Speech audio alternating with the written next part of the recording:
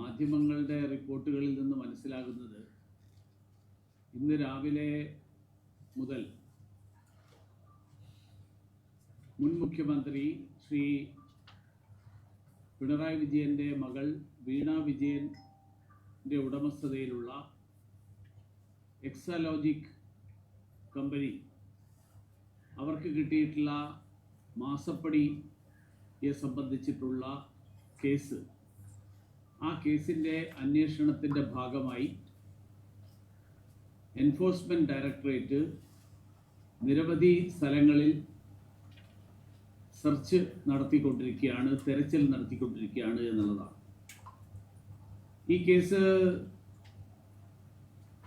ഏറെ പഴക്കമുള്ളൊരു കേസാണ്. ചുരുങ്ങിയതൊരു എൻ്റെ ഓർമ്മ ഒരു 3-4 വർഷത്തെ പഴക്കമുള്ള കേസാണ്. ഈ കേസിൻ്റെ നാൾ വഴി പരിശോധിച്ചാൽ ഇതിലേറ്റവും പ്രസക്തമായിട്ടുള്ള വിഷയം ശ്രീമതി വീണ വിജയൻ CMRL കമ്പനിയിൽ നിന്ന് കൈപ്പറ്റിയിട്ടുള്ള തുക, പ്രതിമാസം 3 ലക്ഷവും 5 ലക്ഷവും ഒക്കെ ആയിട്ട് അവർക്ക് വ്യക്തിപരമായും കമ്പനിയുടെ പേരിലും കൈപ്പറ്റിയിട്ടുള്ള തുക, ആ തുക അവർ നൽകിയിട്ടുള്ള ഏത് സേവനത്തിൻ്റെ പേരിലാണ് എന്നുള്ളത് വിശദീകരിക്കാൻ അവർക്ക് സാധിച്ചിട്ടില്ല. ഇതാണ് ഈ കേസിൻ്റെ അടിസ്ഥാനമായിട്ട് വന്നത്. എൻഫോഴ്സ്മെന്റ് ഡയറക്ടറേറ്റും അതുപോലെ SFIOയും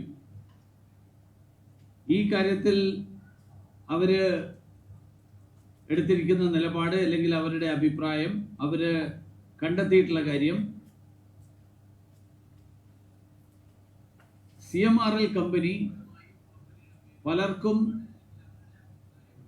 പലരുമായിട്ടും അവർ പണമിടപാടുകൾ നടത്തി. ആ പണമിടപാടുകൾ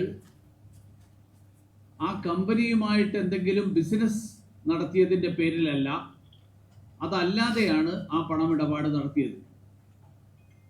ഇതാണ് ഈ കേസിലെ അടിസ്ഥാന വിഷയം. ഈ കേസ് വന്നതിന് ശേഷം ശ്രീ ഷോൺ ജോർജ് നൽകിയിട്ടുള്ള പരാതിയുടെ അടിസ്ഥാനത്തിൽ SFIO അന്വേഷണം തുടങ്ങി. കഴിഞ്ഞ 3 വർഷത്തിലേറെ കാലമായി ഈ കേസിന്റെ അന്വേഷണം തടസ്സപ്പെടുത്താൻ ശ്രീമതി വീണ വിജയനും അതോടൊപ്പം കേരള സർക്കാരും നിരന്തരമായിട്ട് ശ്രമിച്ചുകൊണ്ടിരിക്കുകയാണ്.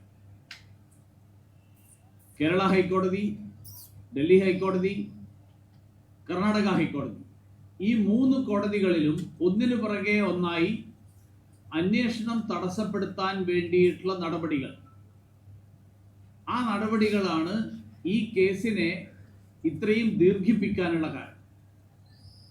SFIOയുടെ അന്വേഷണം പൂർത്തിയാക്കിയതിന് ശേഷം SFIO ഈ കാര്യത്തിൽ വീണ വിജയനെ 3ാം പ്രതിയാക്കിക്കൊണ്ടുള്ള കുറ്റപത്രം എറണാകുളം ജില്ലാ കോടതിയിൽ സമർപ്പിച്ചിട്ടുണ്ട്. പക്ഷെ അങ്ങനെ വന്നപ്പോൾ SFIOയുടെ കേസ് ഫയലിംഗിൽ പ്രൊസീഡിയറൽ എറർ ഉണ്ടെന്ന് ചൂണ്ടിക്കാട്ടിക്കൊണ്ട് പ്രതിഭാഗം ഡൽഹി ഹൈക്കോടതിയെ സമീപിക്കുകയും നിലവിലുള്ള പ്രോസിക്യൂഷൻ നടപടികൾക്ക് താൽക്കാലിക സ്റ്റേ സമ്പാദിക്കുകയും ചെയ്തു. അപ്പോൾ SFIOയുടെ അന്വേഷണം അങ്ങനെ സ്റ്റേ ചെയ്യപ്പെട്ടിരിക്കുക. അതിനിടയിലാണ് ഈ തരത്തിലുണ്ടായിട്ടുള്ള സാമ്പത്തിക ഇടപാടുകൾ, ആ സാമ്പത്തിക ഇടപാടുകൾ fund diversion from CMRL to various individuals under the guise of expenses which are fake. ഇത് ED ഇറക്കിയിട്ടുള്ള കുറിപ്പിലെ പരാമർശമാണ്. അതായത് വിവിധ വ്യക്തികൾക്ക് നൽകിയിട്ടുള്ള സാമ്പത്തികമായിട്ടുള്ള സഹായങ്ങൾ അല്ലെങ്കിൽ ഫണ്ട് ഡൈവേർഷൻ, അത് ചെലവുകളുടെ പേരിൽ എന്നുള്ള പേരിൽ നൽകിയിട്ടുള്ളത് മുഴുവൻ തന്നെ വ്യാജമാണ് എന്ന് തെളിഞ്ഞതിൻ്റെ അടിസ്ഥാനത്തിലാണ്, വ്യക്തമായതിൻ്റെ അടിസ്ഥാനത്തിലാണ് എൻഫോഴ്സ്മെന്റ് ഡയറക്ടറേറ്റ് ഈ ചിത്രത്തിലേക്ക് വരുന്നത്. അതുകൊണ്ടാണ് enforcement directorate PMLA, money laundering എന്നുള്ള വകുപ്പുകൾ ചുമത്തിക്കൊണ്ട് കേസെടുത്തത്. അതിനെതിരായിട്ട് കേരള ഹൈക്കോടതിയിൽ വീണ്ടും വീണ വിജയന്റെ തടസ്സവാദം അത് സ്റ്റേ ചെയ്യണം എന്നുള്ള ആവശ്യം വന്നു. ഇന്നലെ കേരള ഹൈക്കോടതി ആ തടസ്സവാദങ്ങളൊക്കെ തള്ളിക്കളഞ്ഞുകൊണ്ട് ഈ കാര്യത്തിൽ എൻഫോഴ്സ്മെന്റ് ഡയറക്ടറേറ്റിന് അന്വേഷണം തുടരാം, അതിനുള്ള അനുവാദം നൽകി. ഒരു സർക്കാരിലെ മുഖ്യമന്ത്രിയായിരുന്ന വ്യക്തിയുടെ മകൾ എന്തിനു വേണ്ടി പണം നൽകി എന്നുള്ളതിന്റെ ചോദ്യത്തിന് മറുപടി പറയുന്നത് ഞങ്ങൾ ഇലക്ട്രോണിക് മാധ്യമത്തിലൂടെയാണ് ട്രാൻസാക്ഷൻ നടത്തുന്നതാണ്. അതല്ല മറുപടി എന്ത് സേവനം നൽകിയതിനാണ് ഈ പണം കൈപ്പറ്റിയത് എന്നാണ്. അത് ഇതുവരെ മുഖ്യമന്ത്രിക്ക് സഭാതലത്തിലോ മാർക്സിസ്റ്റ് പാർട്ടിക്ക് അതിന് പുറത്തോ വ്യക്തമാക്കാൻ കഴിഞ്ഞിട്ടില്ല. ഇതാണ് ഇതിലെ അടിസ്ഥാന പ്രശ്നം.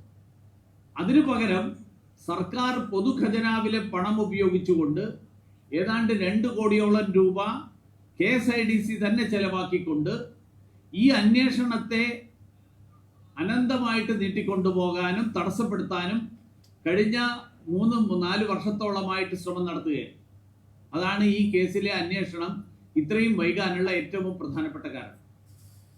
ഇപ്പോ ഈ അന്വേഷണത്തിന് എൻഫോഴ്സ്മെന്റ് ഡയറക്ടറേറ്റിന് അനുവാദം കൊടുക്കുമ്പോൾ സ്വാഭാവികമായും എൻഫോഴ്സ്മെന്റ് ഡയറക്ടറേറ്റ് അന്വേഷണം നടത്തും, നിയമത്തിന്റെ വഴിക്ക് നീങ്ങും. ശ്രീമാൻ പിണറായി വിജയൻ നിയമസഭയിൽ നടത്തിയ പ്രസംഗത്തിൽ അദ്ദേഹം പറഞ്ഞ ഒരു വാചകമുണ്ട്, ഞാനത് അദ്ദേഹത്തിനെ ഓർമ്മിപ്പിക്കാൻ ആഗ്രഹിക്കുകയാണ്. അദ്ദേഹം പറഞ്ഞത് മടിയിൽ കനമില്ലാത്തവർ വഴിയിൽ ഭയക്കേണ്ടതില്ല എന്നാണ്. ഈ വാചകം അദ്ദേഹം സ്വയം അദ്ദേഹത്തിന് ഭയമില്ല എന്ന് പറയാൻ വേണ്ടിയിട്ട് ഉപയോഗിച്ച വാചകമാണ് നിയമസഭയിലെ പ്രസംഗത്തിൽ. ഇപ്പൊ ഭയം ഉണ്ടായോ രണ്ടാമതും പുതുതായിട്ട്? അതുകൊണ്ടാണോ CPM അണികളെ ഇറക്കി വിട്ട് അക്രമം അഴിച്ചു വിട്ട് ഈ അരാജകത്വം സൃഷ്ടിച്ച് കലാപം സൃഷ്ടിച്ച് കേസന്വേഷണത്തെ തടസ്സപ്പെടുത്താൻ ശ്രമിക്കുന്നത്?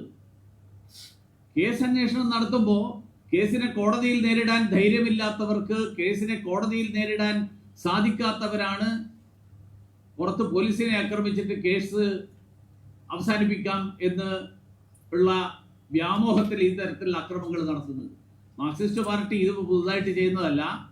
മാർക്സിസ്റ്റ് പാർട്ടി സ്വാതന്ത്ര്യ സമരം എന്നുള്ള പേരിൽ നടത്തിയിട്ടുള്ള പല നടപടികളും ഇങ്ങനെയുള്ള ആളുകളെ ബുദ്ധിമുട്ടിക്കുന്ന നടപടികളാണ്. കൂത്തുപറമ്പിൽ ഇതുപോലെയാണ് നടന്നത്.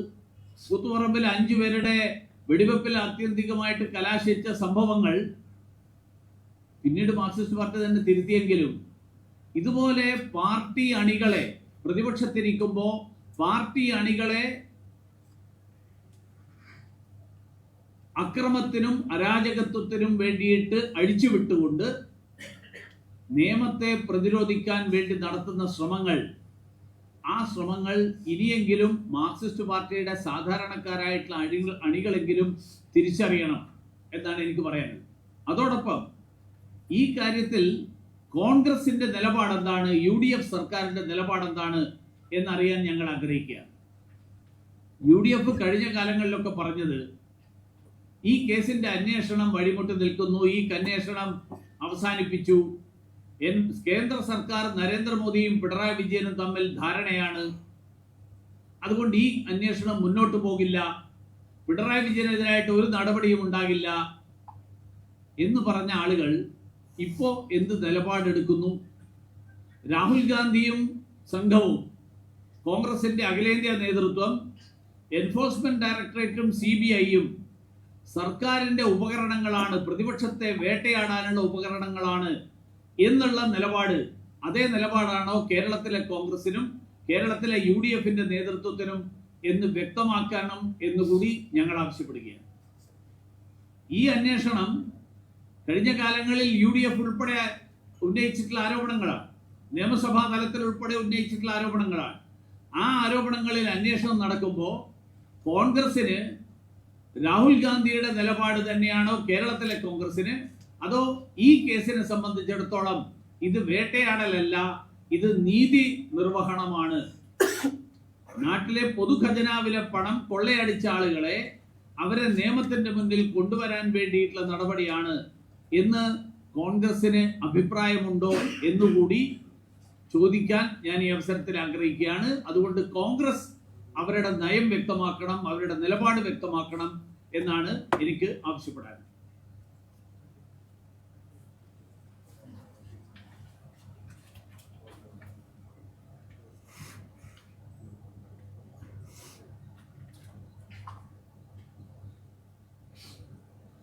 ചോദിക്കാനുണ്ടെങ്കിൽ